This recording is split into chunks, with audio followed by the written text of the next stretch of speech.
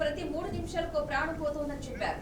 Road ప్రమాదాలతో GDP పైన ప్రభావం పడుతుందని సీఎం రేవంత్ వెల్లడించారు. దేశంలో ప్రతి నిమిషానికి ఒక రోడ్డు ప్రమాదం జరుగుతోందని సీఎం రేవంత్ రెడ్డి అన్నారు. దేశంలో ప్రతి 3 నిమిషాలకు ప్రాణం పోతుందని చెప్పారు. రోడ్డు ప్రమాదాలతో జీడీపీ పైన ప్రభావం పడుతుందని సీఎం రేవంత్ వెల్లడించారు. ఈ రోజు దేశంలో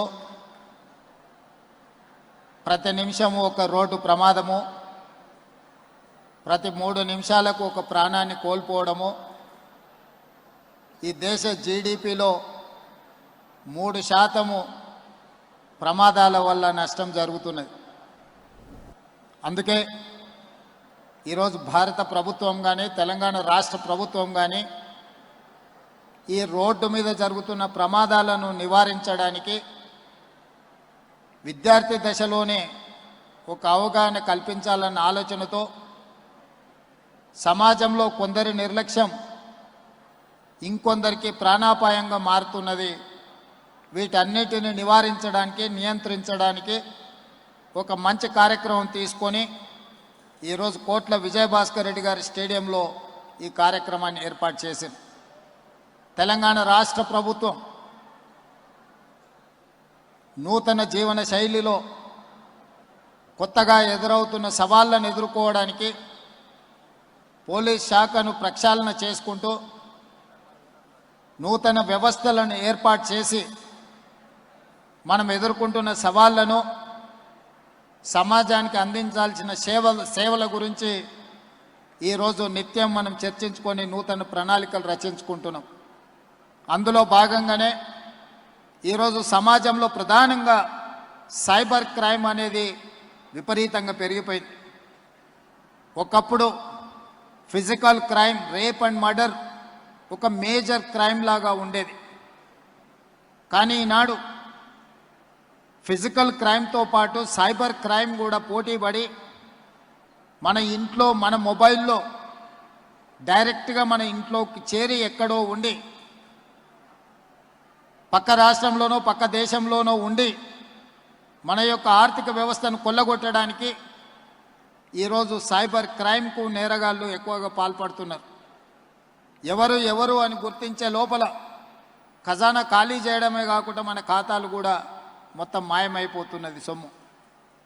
రకరకాల నేరాలు సైబర్ క్రైమ్లో ఈరోజు జరుగుతున్నాయి. అందుకే భారతదేశంలో మొట్టమొదటి రాష్ట్రంగా సైబర్ క్రైమ్ను నియంత్రించడంలో తెలంగాణ రాష్ట్రం ముందు భాగాన నిలబడి ఈరోజు ప్రక్షాళన మొదలుపెట్టింది.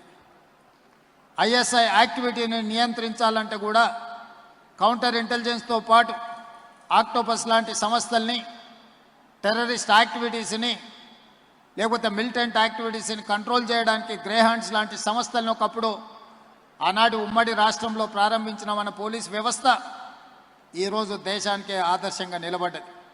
అందుకే ఈరోజు నూతనంగా ఎదురవుతున్న సవాళ్లను ఎదుర్కోవడానికి పోలీస్ శాఖలో ఈరోజు ఈగల్ ఫోర్స్, డ్రగ్స్ గంజాయి ఒక మహమ్మారిగా మారి సమాజాన్ని పట్టి పీడిస్తున్నది.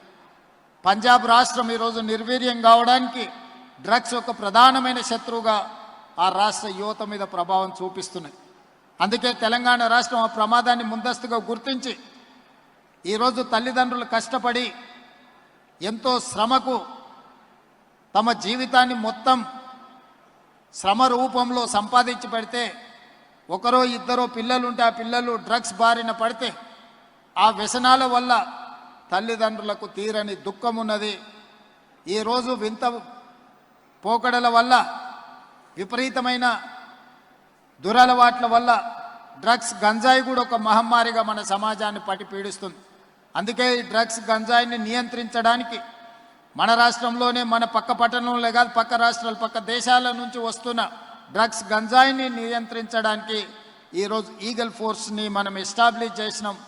దేశంలోనే ప్రపంచంలోనే పోటీ జరుగుతాయి ఈ డ్రగ్స్ నియంత్రణలో. మొట్టమొదటి స్థానం తెలంగాణ రాష్ట్రానికి, హైదరాబాద్ నగరానికి ఆ గుర్తింపు వచ్చింది.